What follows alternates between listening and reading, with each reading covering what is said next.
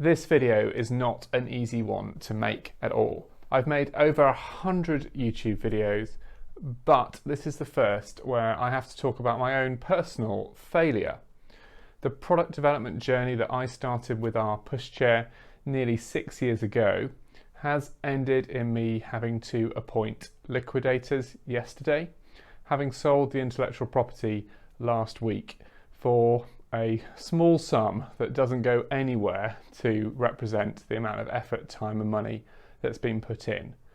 And despite having some huge successes, getting a listing with John Lewis, having some fantastic consumer shows where we sold a lot of product, and getting in with a lot of independent retailers, we have had to admit that all of our efforts are in vain and the company is going to have to go into voluntary liquidation shortly. I feel awful for those shareholders who have believed in the product, believed in me and in the team I put together, and have backed us to the tune of over £600,000. They now won't see any of that money, it's all lost. And that weighs hugely heavily on me. And I'm really disappointed that we weren't able to deliver on the plan that we came up with and the plan that they backed. We did everything we could to try and turn it round, and some people would say we probably should have stopped a couple of years ago as opposed to making all those last-ditch efforts to try and get this company to work. And we have to admit now that all of those efforts were just not enough. The timing couldn't have been worse. 6 weeks after we got the product into 11 John Lewis stores, COVID shut all of the stores, and they were then shut for many months, meaning that we couldn't utilise that sales channel. And eventually John Lewis simply said to us, "You're not selling enough product, this doesn't justify the warehouse space," and us continuing to stock ARC pushchairs.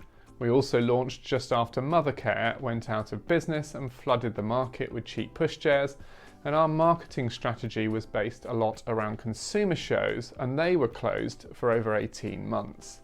So there's a lot of factors there that were outside of our control, and we did try and pivot and react to that, but by then we didn't really have enough money left to be able to significantly pivot the marketing strategy of the business.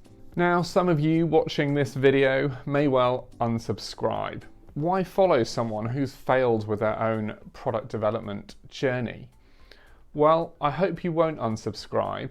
I think people generally learn a huge amount more from failure than they ever do from success. And the point of this channel really is to try and get all of that experience and knowledge into these videos to help you learn from the mistakes of others and from the mistakes I've made to give your product development journey a much better chance of success. Before we move on and talk briefly about the positives, I would just like to share a book with you. It's called Bread Song. It's about a 14-year-old girl who starts her own business. Now, it's not a physical product, it's a bakery, but I think this is the best business book that I've read in many years, and no one's talking about it. But it covers a lot of the lessons that I wish I'd learned before I started my business. It covers lean startup. It talks about the need to start small and to build on your successes. It talks about getting the right people around you with a different skill set from you, but with a shared vision. And it aptly demonstrates the importance of brand and story. There's a link below in the description if you would like to buy a copy. The positives? Well, I don't regret doing this pushchair startup business, even though I lost more time and money and effort than anyone else in the process. I do believe that the skills and the experience and the knowledge will be worth it for me in the end, and I'm excited about passing that on to our clients in the design company and also to people like you on this channel. The journey to developing and launching our pushchair was hugely rewarding and exciting in so many different ways. There were some incredible highs that I don't think any other experience really replicates. Opening the doors on the first container load of product to arrive in the UK, seeing our product in John Lewis, training both virtually and in person, hundreds of people to sell our product across all of these different John Lewis stores. They were incredible moments.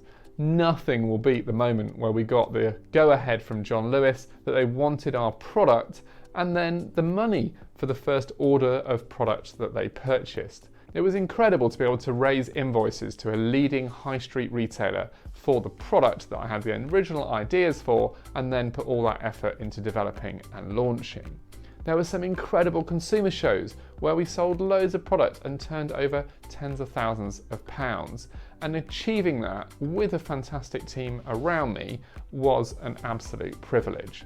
And I will always be grateful to the shareholders that have enabled me to experience all of that through the money that they invested. But it is hugely difficult and sad that this is the outcome. Would I do it again? Absolutely. Do I regret losing the shareholders all that money? Absolutely. If you're embarking on a new product development journey, please do learn from my mistakes. Make sure you subscribe, as I'm going to be creating more content to help you not fall into the same pitfalls, and check out some of my other videos, including this one that I've already made that talks about some of the things I would do differently in future.